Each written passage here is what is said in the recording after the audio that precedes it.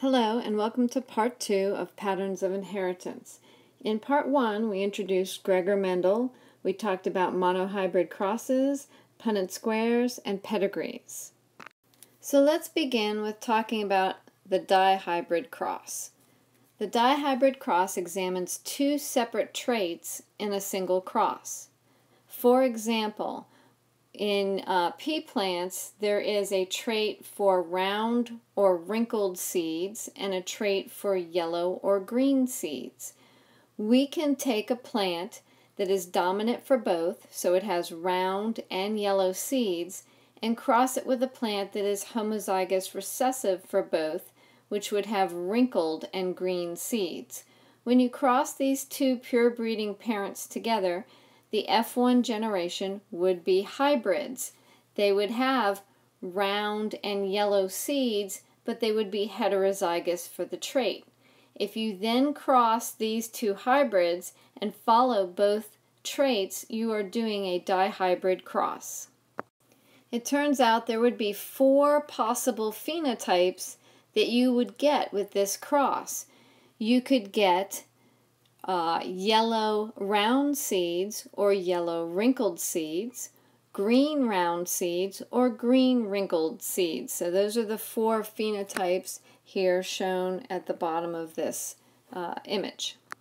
So when you do a dihybrid cross, in the F2 generation you see all 4 possible phenotypes.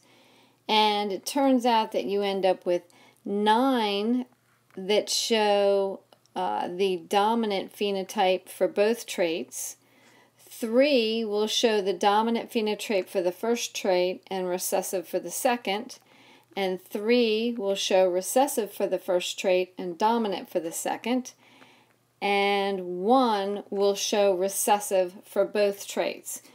This is a modified 3:1 ratio. So this phenotypic ratio for a dihybrid cross is seen in all dihybrid crosses of this type where you have 1 dominant and 1 recessive allele for each of the 2 traits. So you get a 9:3 to 3:1 ratio. So to make it easier when doing taking a test, you don't want to have to draw a Punnett square with 4 rows and 4 columns. Just remember this 9:3 to 3:1 ratio for a dihybrid cross. Now it turns out that even if these 2 traits were present on the same chromosome, and you had a chromosome that had yellow and smooth, and the other donated chromosome from the other parent was green and wrinkled, it does not mean that the next generation, if the seed was green, it would all have to be wrinkled, and if the seed was yellow, it would have to be smooth. They do not have to go together even though they're on the same chromosome. And this is Mendel's second principle, called Mendel's principle of independent assortment.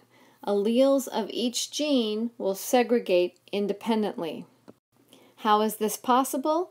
Because of crossing over that happens in prophase 1 of meiosis. Exchange of segments could separate the alleles of those 2 genes, especially if those genes are far apart on the chromosome. So the farther apart they are from each other, the more likely there will be crossing over, and so the stronger they will sort independently.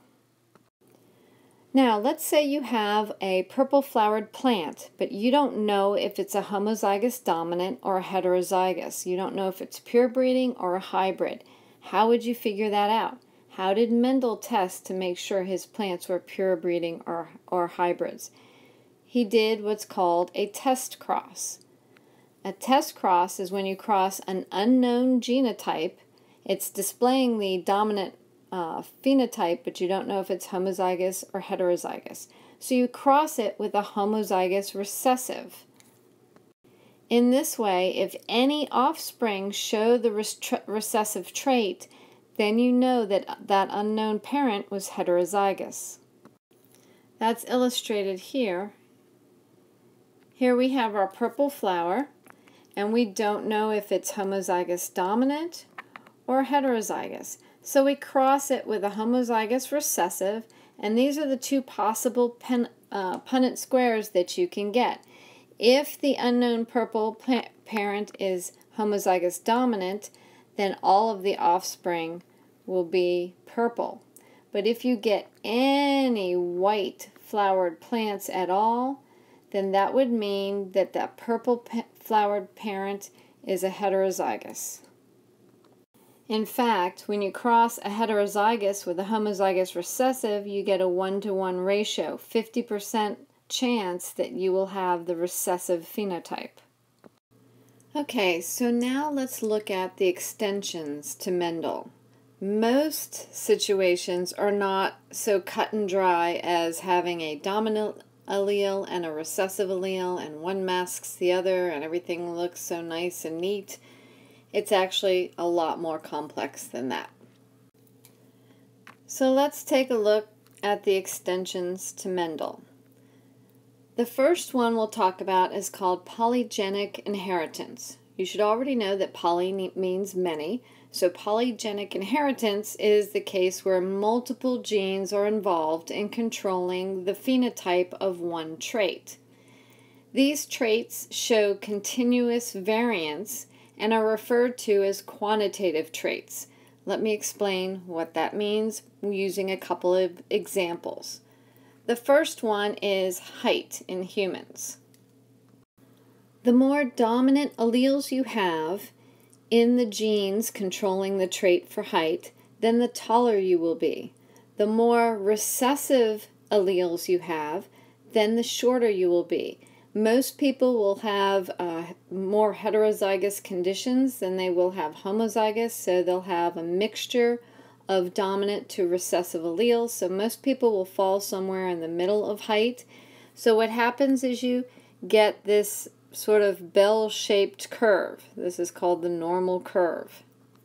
So most people will have a mix of dominant and recessive alleles and fall somewhere here in the middle, and then fewer people will have mostly recessive alleles and be quite short, or mostly dominant alleles and be quite tall. A second example of this is in skin color. Skin color is produced by a pigment called melanin, and there are two genes that control for skin color. So if you have 4 dominant alleles, as in this first condition, then you'll have more melanin produced, and you will be very dark in skin color. If you have only 3 dominant alleles, and it doesn't matter which one they are, then you will be the next darkest and produce still a lot of melanin. Somewhere in the middle is if you have 2 dominant alleles and 2 recessive, then you would be in the medium brown range. If you have 3 recessive alleles, then you will have a light skin color, and if all of your alleles are recessive, then your skin will be very light. And again, you will be producing this bell-shaped curve. Most people fall somewhere in the middle, with fewer people out at the very far edges of the range. So this is polygenic inheritance, which shows continuous variance between the phenotypes. Therefore, it is a quantitative trait. The more of a particular allele you have, the further you will be in that side of the range. The next extension to Mendel we'll talk about is called Pleiotropy. This is when one allele affects more than one trait. The example your text used is yellow fur in mice is dominant over gray fur. However, the homozygous dominant condition is lethal, and those mice do not survive. So in this Punnett square, you'll see these individuals here do not survive. So the ratio that you see in yellow fur to gray fur is actually 2-to-1 instead of 3-to-1. So there's a chance of having twice as many yellow mice as gray mice in a cross, and those yellow mice would be heterozygous because the homozygous dominant condition is also lethal. So one trait that this gene affects is coat color. The other trait is a lethal condition. The next extension to Mendel is called incomplete dominance. In this situation, the heterozygote individual has a phenotype that's actually in between the dominant phenotype and the recessive phenotype. In fact, this is the situation that led to that original idea of blended inheritance. So in this case, you have a red flower plant mated with a white flower plant, and the hybrids all produce a new phenotype, which is pink. When you cross those hybrids in a monohybrid cross, you still get the 1:2:1 genotypic ratio, but the 3:1 phenotypic ratio is actually expressed as a 1:2:1 ratio of phenotypes. 1 red to 2 pink to 1 white. The next example I'm going to show you actually involves 2 different extensions to Mendel, one called multiple alleles and the other one called codominance or codominant. So in the case of multiple alleles, a gene will actually have more than just 2 alleles. Now each individual can only possess 2 alleles, but of the possible alleles there are more than 2. This is shown very nicely in blood types. We have more than just 2 blood types. People can be type A, type B, type AB, or type O. There are 3 possible alleles for this gene. They can either have the A allele, the B allele, or the recessive O allele, which is represented by the letter I. And A and B are actually represented by capital I's with a superscript A and B. This trait also illustrates another extension to Mendel called codominance. In this case, a heterozygote will show both phenotypes. It's not a blending. You actually get both phenotypes expressed equally. And that's the case with the 2 alleles A and B. So someone who ends up with 1 A allele and 1 B allele will actually have the blood type AB. Because there are multiple alleles, there's 2 different genotypes that can show blood type A, either the homozygous dominant condition or the heterozygous condition. Same with blood type B. You can have the homozygous dominant for the B allele or the heterozygous condition, since both A and B alleles are dominant over the recessive I allele. The AB blood type shows the codominance condition, and then the recessive, homozygous recessive, would be blood type O. To further complicate matters, some genes can be influenced by the environment. The 2 examples here show how coat color in Himalayan rabbits and Siamese cats can be influenced by the environment. There is an allele that produces an enzyme that allows pigment production only at temperatures below 33 degrees Celsius. So temperatures warmer, closer to the core of the body, the enzyme would be denatured and not function. So you get pigment production only in certain areas of the animal, the cooler parts, such as the ears, the extremities, the ears, the legs, the tail, and right around the face that's further away outside of the skull and further away from the warm body temperatures. You can actually do an experiment, as shown here with the rabbit, where a cool pack, not an ice pack, but just a cool pack, is attached to a shaved portion of the rabbit where the fur has been shaved off. You place the cool pack there, and as the fur grows back, because of the cooler temperature, the enzyme is activated and you get pigment production in that patch. Now, if you were to shave off that fur and allow it to grow back without the cool patch, it will grow back white because the enzyme in those skin cells will be deactivated from the warmer temperatures.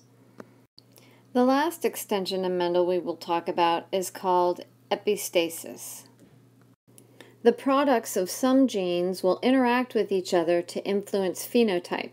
We know that those products are proteins. So proteins will affect the phenotype of another gene. In essence, one gene can interfere with the expression of another gene. In this example with corn, recessive alleles lead to a defective enzyme. Each gene needs at least one dominant allele to produce purple seeds. So if one gene is homozygous recessive, no color is produced. So in the case of this individual, the B gene is homozygous recessive, no dominant allele, so therefore it's going to affect the expression of the A gene, and no color will be produced even though there's a dominant allele in the A gene. And the reverse is true as well. If there's no dominant A allele, then the B gene will not then the dominant B allele will not be expressed. So every case where there is one gene that is homozygous recessive, there will be no pigment produced. This shows a modified ratio. Instead of 9:3 to 3:1 for a dihybrid cross, you end up with a 9:7 ratio. So that 3:3:1 is all combined together into the 7. Okay, so that ends our overview of Chapter 12. I'm sure your head is about to explode with all of this, so make sure you do those genetic problems that you're given in lab. There's loads of resources on the internet to help you with this, and post any questions you have on the forum discussion board in Blackboard. And thank you for watching.